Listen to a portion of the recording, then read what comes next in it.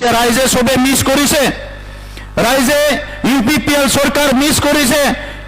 বড়োলেণ্ডৰ মাত্ৰ নহয়, অসমৰ চুকে কোণে যেতিয়া আমাৰ ক'ৰবাত গুৱাহাটীত লগ পায়, ক'ৰবাত বাহিৰত লগ পায়, সব বুদ্ধিজীৱীবিলাকে সবে কৈ আছে, ব্যৱসায়ী লোকসকলে যে এই 5টা বছৰ কেতিয়াও পাহৰিব নোৱাৰে আৰু এই চৰকাৰ পৰিৱৰ্তন হ'ল, এইটো মানে বহুত বেয়া হ'ল বুলি সবে ক'বলৈ বিচাৰিছে। তো সেইকাৰণে শ্ৰদ্ধা ৰাইজ, আমি বিচাৰিছোঁ যে ৰাইজৰ মৰম, ৰাইজৰ যি শ্ৰদ্ধা আৰু আমাৰ তৰফৰ পৰা ৰাইজলৈ মৰম আৰু শ্ৰদ্ধা এইটো সদায় থাকিব।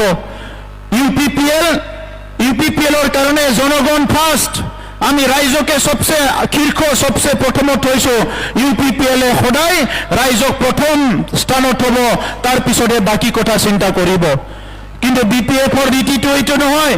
লাহে লাহেকে আপোনালোকে দেখা পাইছে UPPLে কমন মানুহৰ কাৰণে, সাধাৰণ জনসাধাৰণৰ কাৰণে, মহিলাৰ কাৰণে, পুৰুষৰ কাৰণে, কোনোবা শাৰীৰিকভাৱে বিশেষভাৱে মানে সক্ষম লোকৰ কাৰণে, সবৰ কাৰণে আমি চিন্তা কৰিছোঁ, ছাত্ৰ ছাত্ৰীৰ কাৰণে। এতিয়া লাহে লাহেকৈ BPF পৰিয়াল কেন্দ্ৰিক ফালে গৈ আছে, ডাইনেষ্টি পলিটিক্সৰ ফালে গৈ আছে। গণতন্ত্ৰত আমি দেখিবলৈ পাইছোঁ, যেতিয়াই মানে ডাঙৰ ডাঙৰ নেতাবিলাক ৰাজনীতি দলৰ নেশ্যনেল লেভেলত যেতিয়া কথা কয় নেশ্যনেল পলিটিক্সৰ, তেতিয়া ডাইনেষ্টি পলিটিক্সৰ ওপৰত বহুত চৰ্চা হয়। কিন্তু বড়োলেণ্ডতো লাহে লাহে এই পৰিয়াল কেন্দ্ৰিক হ'বলৈ গৈ আছে।